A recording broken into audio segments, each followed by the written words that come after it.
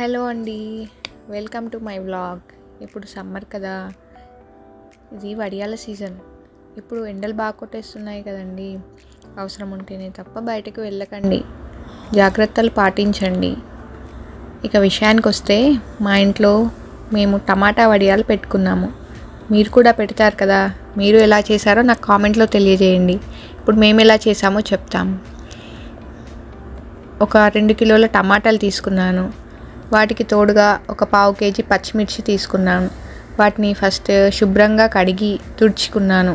తర్వాత టమాటాలను ముక్కలుగా కోసి కట్ చేసుకొని పక్కన పెట్టుకున్నాను. ఆ తర్వాత వీటిని ఒక మిక్సీలో వేసి కచ్చాపచ్చాగా తురుముకున్నాను. మనము కొత్తిమీర తరుక్కున్నాక మన దగ్గర కాడలు ఉండిపోతాయి కదా, ఆ కాడలను చిన్న చిన్న ముక్కలుగా వేసుకొని మిక్సీలో వేసేసుకొని రుబ్బుకోవాలి.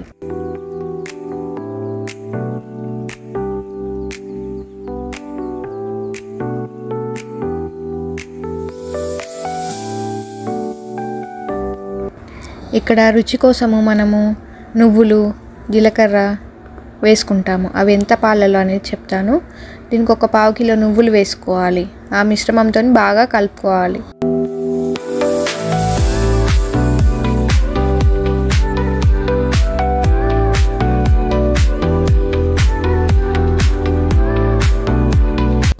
ఆ తర్వాత ఒక 100 గ్రాముల జీలకర్ర వేసి బాగా కలిపేయండి.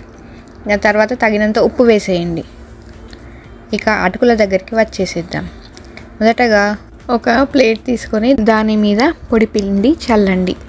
1 కిలో అటుకులు తీసుకొని దాన్ని కొంచెంగా టమాటా మిశ్రమంలో కలుపుతూ వడియాల్లాగా ఆ ప్లేట్ మీద పెట్టండి. ఇలా కొద్దిగా కలపాలి. ఒకటేసారి అటుకులు మొత్తం ఆ టమాటా మిశ్రమంలో కలిపేయకూడదు. కొద్దిగా తీసుకొని కలిపేయాలి. ఎందుకంటే ఆ టమాటా మిశ్రమంలోని వాటర్ అంతా అటుకులు పీల్చేసి వడియాలు గట్టిగా అయిపోతాయి. అందుకని కొద్దిగా కలుపుతూ వడియాలు వెంటనే పెట్టేసేయండి.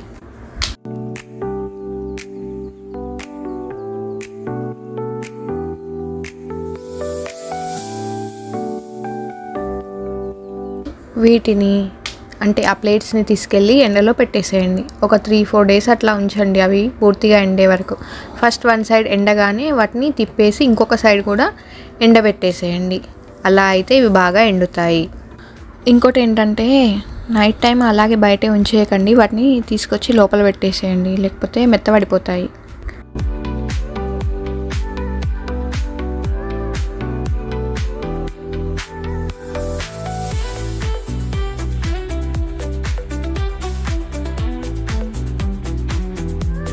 ఆ తర్వాత వీటిని కాగే నూనెలో వేయించుకోవాలి.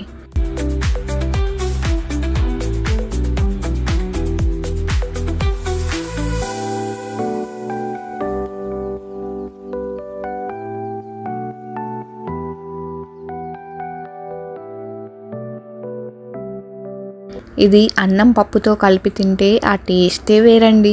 ట్రై చేసి చూసి చెప్పండి ఎలా ఉందో. మీరు ఏవైనా వడియాలు పెట్టుకుంటే నాకు కామెంట్లో తెలియజేయండి. Thank you, bye.